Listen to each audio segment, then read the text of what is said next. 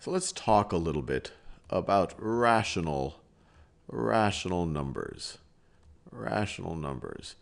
And the simple way to think about it is any number that can be represented as the ratio of two integers is a rational number. So, for example, any integer is a rational number. 1 can be represented as 1 over 1, or as -2 over -2, or as 10,000 over 10,000. In all of these cases, these are all different representations of the number 1, ratio of two integers. And I actually obviously can have an infinite number of representations of 1 in this way, the same number over the same number.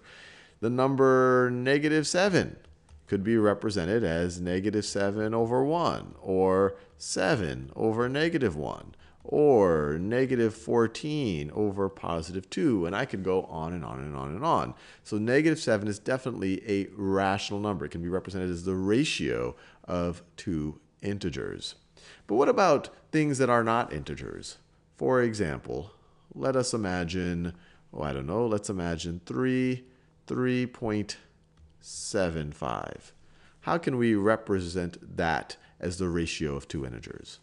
Well, 3.75, you could rewrite that as 375 over 100, which is the same thing as 750 over 200. Or you could say, hey, 3.75 is the same thing as 3 3/4, so let me write here, 3 3/4, which is the same thing as, that's 15 over 4. 4 times 3 is 12, plus 3 is 15. So you could write this.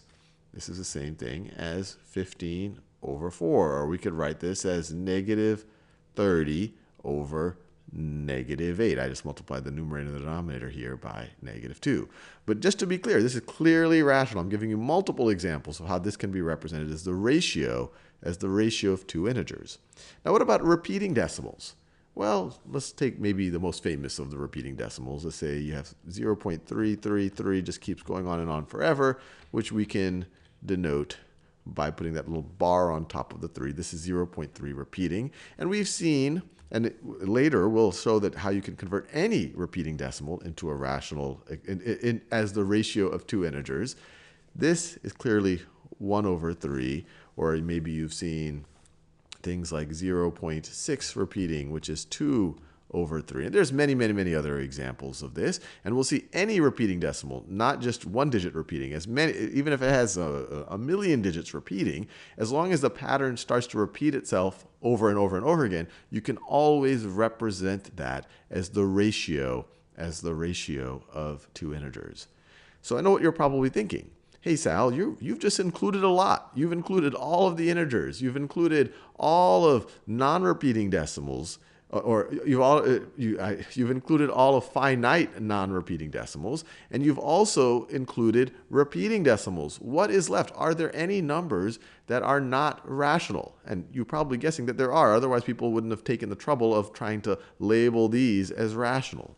And it turns out, as you can imagine, that actually some of the most famous numbers in all of mathematics are not rational. And we call these numbers irrational. Irrational numbers.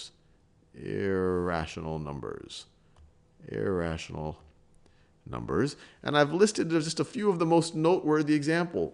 Pi, the ratio of the circumference to the diameter of a circle, is an irrational number. It never terminates. It goes on and on and forever, and it never repeats. E, same thing, never terminates, never repeats. It comes out of continuously compounding interest. It comes out of complex analysis. E shows up all over the place. Square root of 2, irrational number. Phi, the golden ratio, irrational number. So these things that really just pop out of nature, many of these numbers are irrational.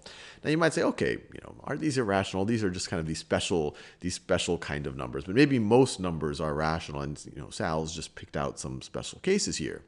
But the important thing to realize is they do seem exotic, and they are exotic in certain ways, but they aren't uncommon. It actually turns out that there is there is always an irrational number between any two rational numbers. And in that, well, we could go on and on. There's actually an infinite number. But there's at least one. So that gives you an idea that you can't really say that there are fewer irrational numbers than rational numbers. In a future video, we'll prove that you give me two rational numbers, rational 1, rational 2, rational 2, there's going to be at least one irrational number between those, which is a kind of a neat result because irrational numbers seem to be kind of exotic. Another way to think about it, I took square root of 2, but you take the square root of any non-perfect square, you're going to end up with an irrational number. You take the sum of an irrational and a rational number, and we'll see this later on. We'll prove it to ourselves. The sum of an irrational and a rational is going to be irrational. The product of an irrational and a rational is going to be irrational. So there's a lot of irrational numbers out there.